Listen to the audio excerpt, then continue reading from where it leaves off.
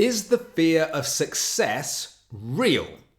Are those feelings of self-sabotage, are they common and are they real? So that feeling of when you're progressing, you're making progress towards your goal, but actually things start to unravel because you have this feeling whether, you start to almost derail yourself. Are these feelings real? And what can you do about it if that's the case that you're in right now? If that's the situation you are in? Are you always feel like you're making progress and then for no reason whatsoever, you just seem to put your own kind of like stick in the spokes and then you start to spiral downwards, you go back to your old ways, and then you never end up finally achieving the results that you want to achieve? It's this mindset topic that I want to talk about in today's episode of the podcast. Now, before we get stuck in, as usual, if you are watching on YouTube, hit the like button, hit the subscribe button, all those notifications, all that sort of shit. Do all of that. We want to get the podcast, the show, the channel really growing on YouTube throughout the course of this year. And if you are listening on the podcast as well, a rating and a review on iTunes would be absolutely awesome. Taking a screenshot, putting that in your stories, tagging me in it on Instagram at iron_paradise_fitness would be absolutely amazing as well. Plus, as usual, there's a bunch of useful links in the show notes below. So whether you want to get access to the free online calorie calculator, the calorie and macro guide, 4-week training program, whether you want to get access to some training and nutrition articles, or whether you want to find out more about my online coaching program, the Lean Life Method, you can do that by clicking the link in the show notes below. So why do you get these feelings? Why do you get these feelings that you have this fear of achieving what you've been striving for so many years? Now, to me, part of it is to do with this fear of the unknown.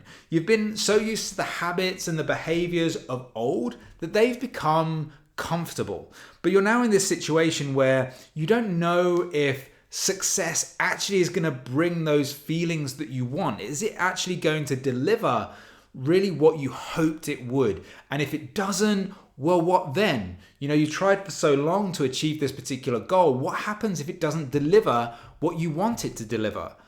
Are you then going to be left feeling empty? And are you going to therefore left not knowing what to do and what to do next? Now, what happens, and you might think as well, like what happens if I get really close, and then I fail? What if I just fail at the last hurdle? I'm making such great progress now, but what happens if I don't quite make it? If I don't kind of really get myself over the line, as it were? You failed again in your own mind.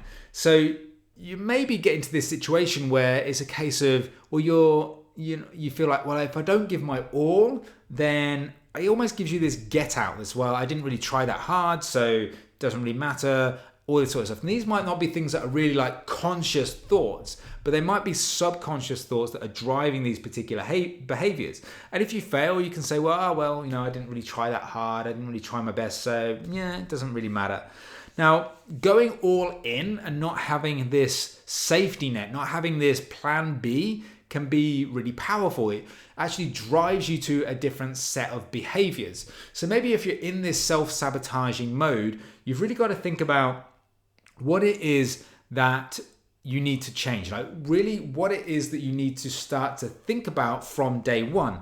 And this is why in my online coaching program, the Lean Life Method, when we are talking with clients and when we're trying to map out their goals and things like that, it's a case of we're really trying to understand from the beginning, like what are we trying to do in terms of identity change? And then people start to maybe switch off at that point and think, well, identity change, I just want to lift weights in the gym, dude. I just want to lift heavy and do all that sort of shit.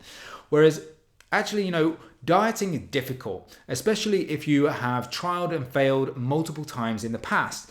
And understanding from day one, what is it about your lifestyle, your personality, your behaviors, your characteristics and things that you need to try to change if you want to become the person in the future. And if you're already thinking about those things from day one, they're not a surprise further down the line when those things start to materialize.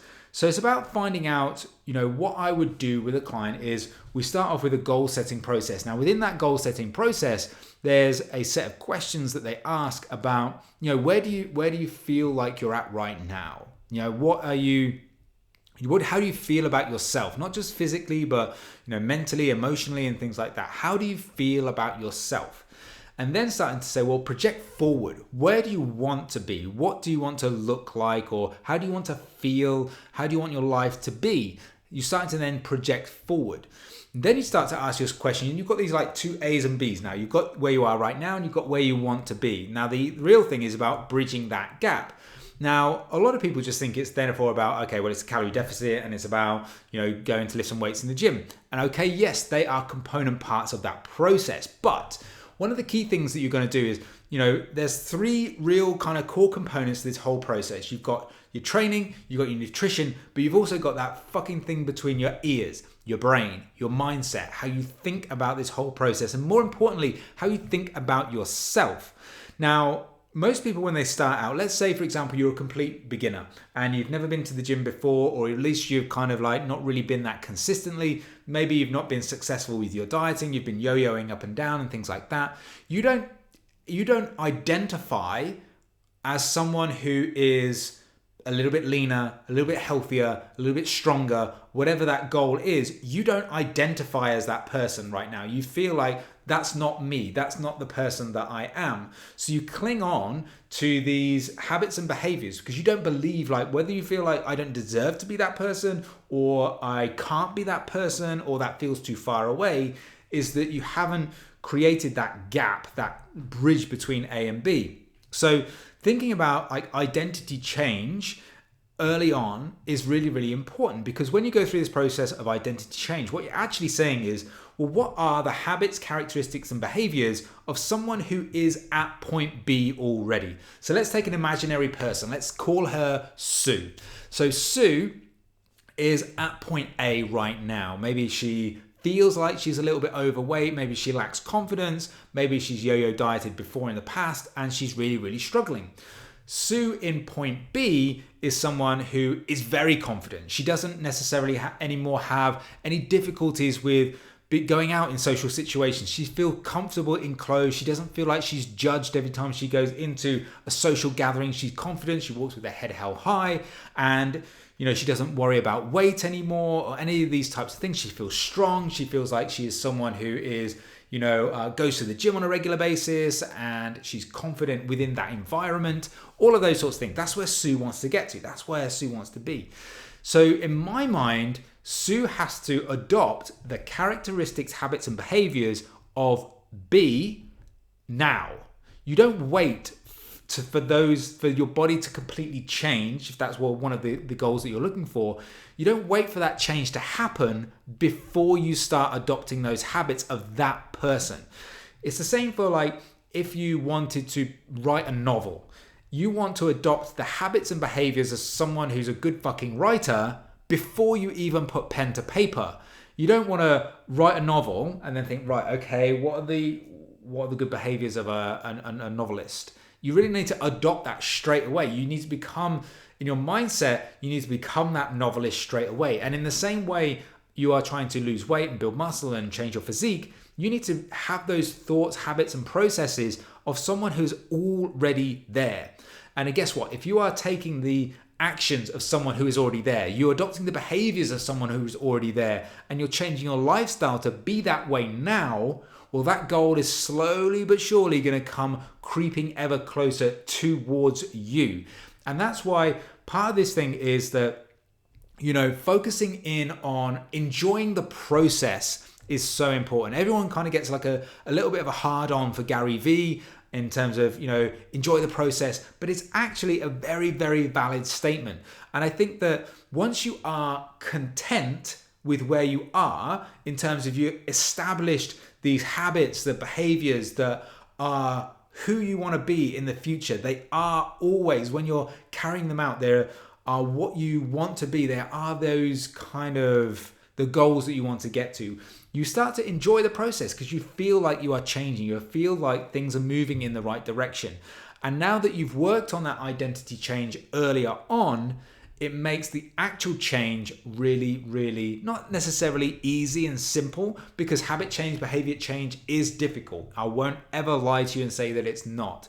But essentially, thinking about these things earlier on really, really helps. So if you're someone who is right now in this sort of self-sabotaging loop, like maybe you feel you're doing too fucking well, you got too much success, and you're nervous about the unknown, you're nervous about like what happens next.